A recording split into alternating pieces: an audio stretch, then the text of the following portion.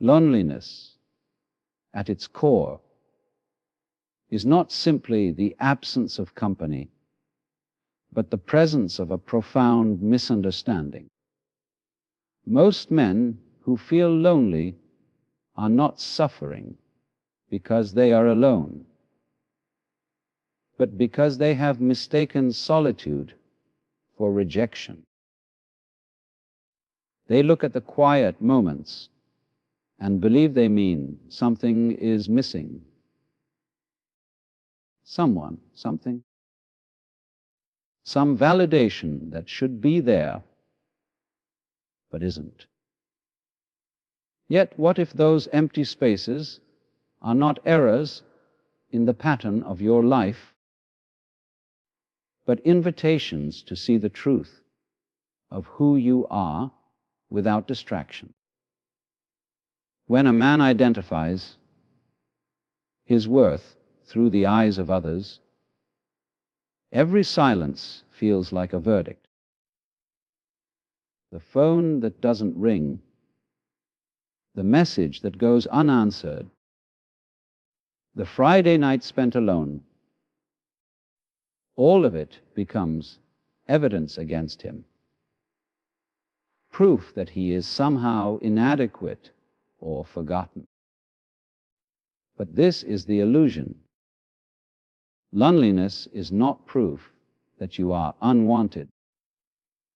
It is proof that you have forgotten how to be with yourself. Solitude is not a punishment life has given you. It is the natural state beneath all the noise, where you can finally meet the one person you've been avoiding yourself. Most people treat loneliness as something to be fixed, as though there were a cure waiting somewhere outside them.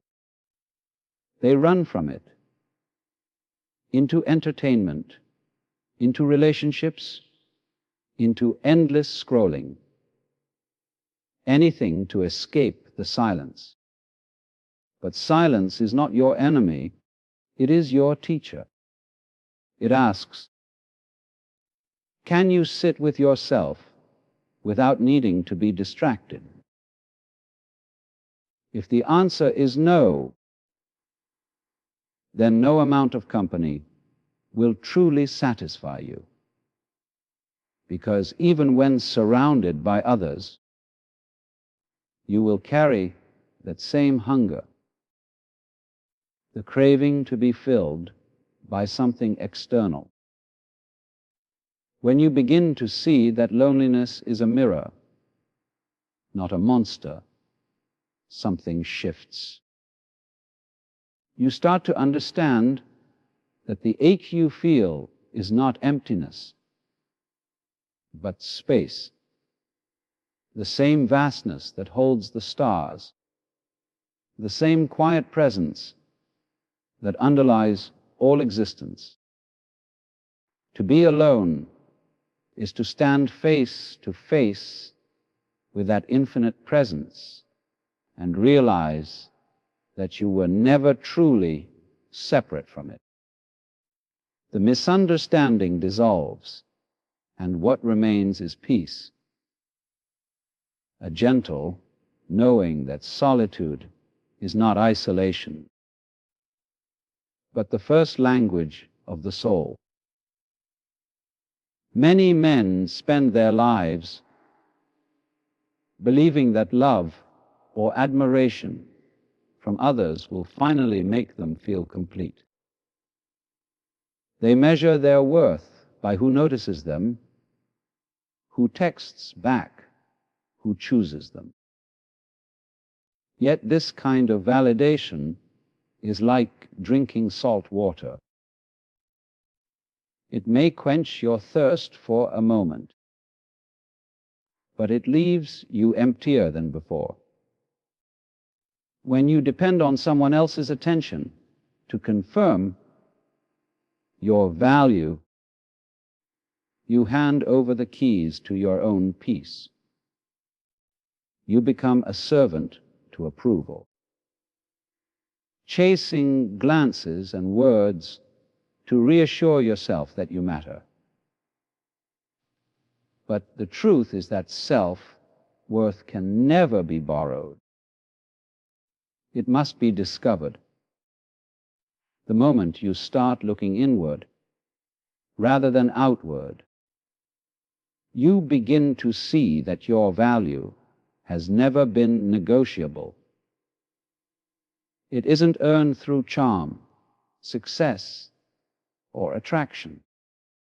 It's not given by lovers or taken away by rejection. It simply is. Like the sun, your worth doesn't disappear when clouds pass by. It only becomes hidden for a while. The tragedy is that so many men spend their lives rearranging the clouds, hoping for light, instead of realizing they are the light. When your sense of worth depends on others, every interaction becomes a performance. You start to act rather than live, to impress rather than express. You fear mistakes because they threaten the fragile image you're trying to maintain. But when you root your confidence in something deeper, in the quiet recognition that you are already enough, then life becomes play, not pressure. You no longer beg for love, you offer it. You no longer crave attention, you give presence. Attention from others can feel wonderful, but it is not nourishment. It is dessert. Sweet, yes, but fleeting. What sustains you is the steady knowing that your existence itself is meaningful.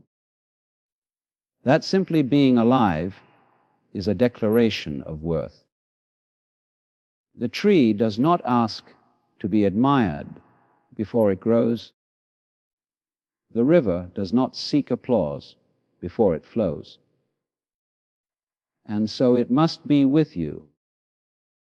The moment you stop asking the world to tell you who you are, you begin to experience the quiet freedom of being. Then, attention becomes a gift, not a requirement, and love becomes something you share, not something you chase. Many lonely men carry within them a secret fantasy, not just of companionship, but of perfection. Somewhere in their minds lives an image of the ideal woman, endlessly patient, effortlessly beautiful, always understanding, never demanding. She listens, she comforts, she fits every contour of desire and expectation. But such a woman exists only in imagination, a reflection of longing rather than a living being. The tragedy is that when a man worships this image, he becomes blind to the real women before him. Complex, imperfect, magnificent in their contradictions.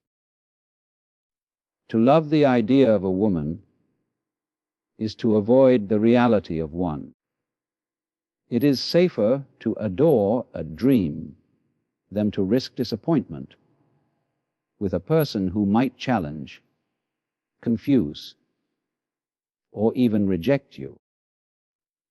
The ideal woman cannot argue, cannot hurt you, cannot grow old. But she also cannot touch you, cannot teach you. cannot share the beauty of her humanity.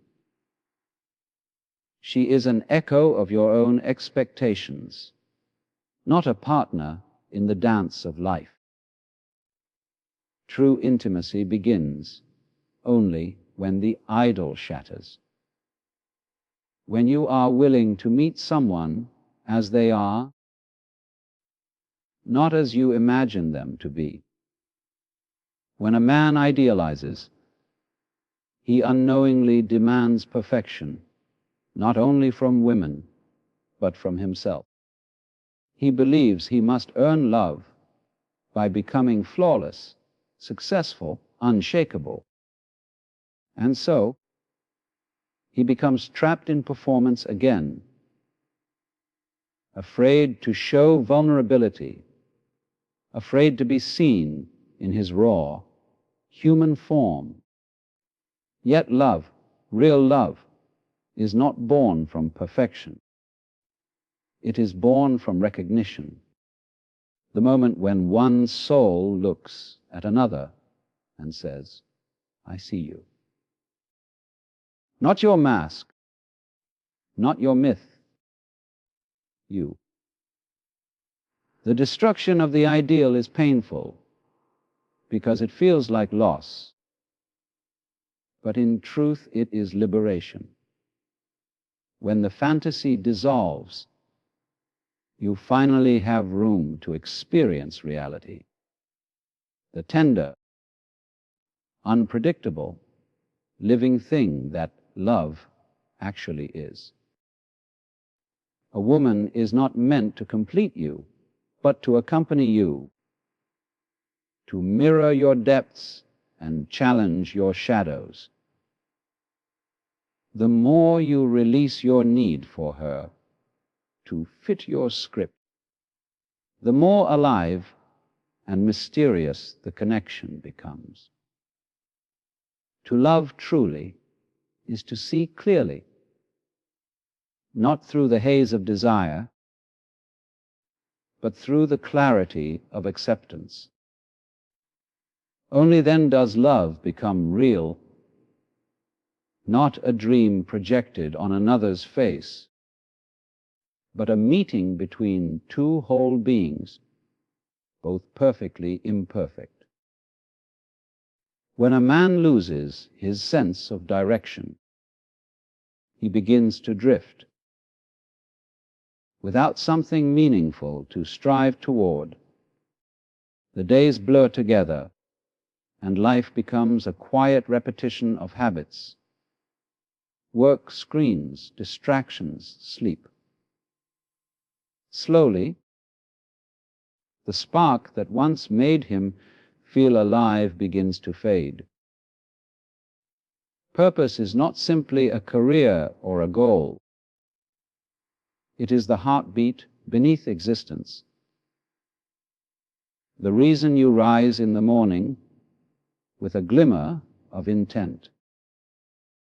A man without a quest feels weightless, and this weightlessness breeds despair. To feel grounded, you must have something worth carrying, a vision, a craft, a commitment that demands your strength and rewards your attention. Purpose, however, cannot be borrowed from others. Society loves to sell men ready-made meanings: success, status, wealth, admiration. But these are only decorations, not direction. They may fill your calendar, but rarely fill your soul. Real purpose is discovered in stillness, in listening to what calls from within.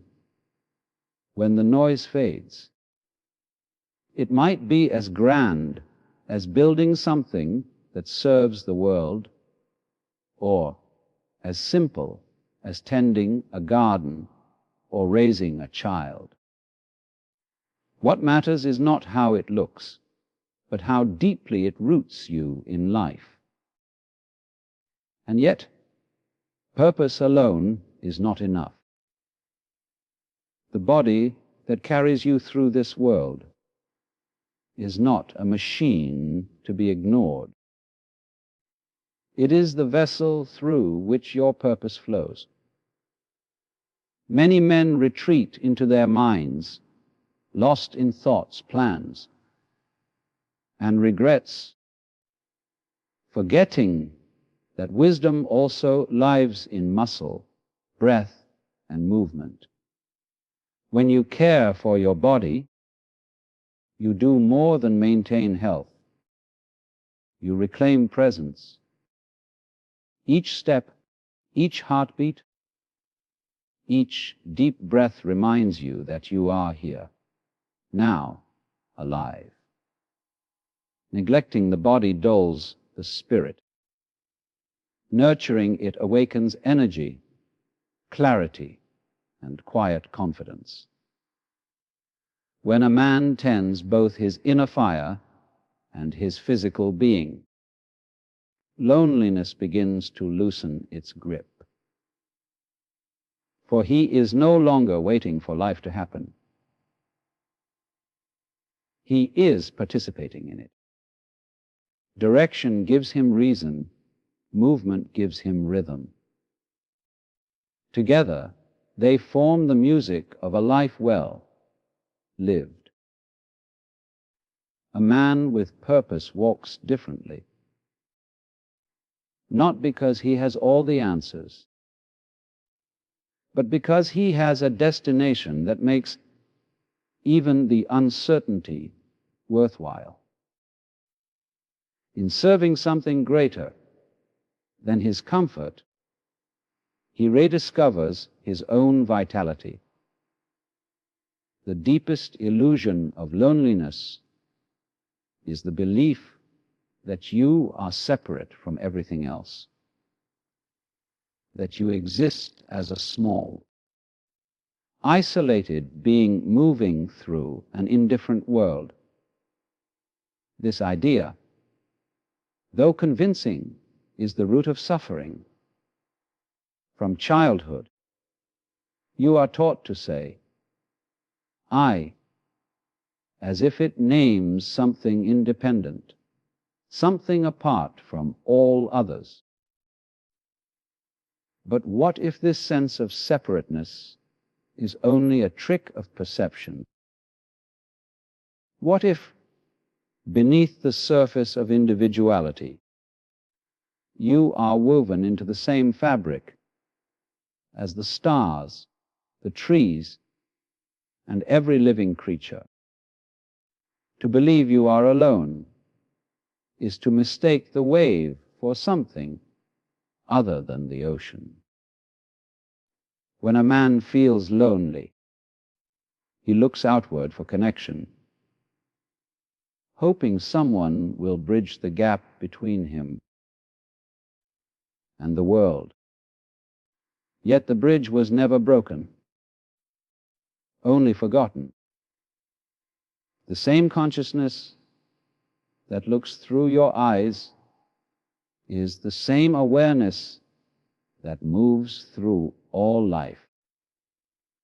You breathe the same air, share the same sunlight, and exist by the same mysterious rhythm that binds everything together. Loneliness fades not when you are surrounded by people, but when you remember that you were never truly apart. Modern life encourages the illusion of separation. We are surrounded by walls, screens, and noise that convince us connection must be earned or proven. We speak more but understand less.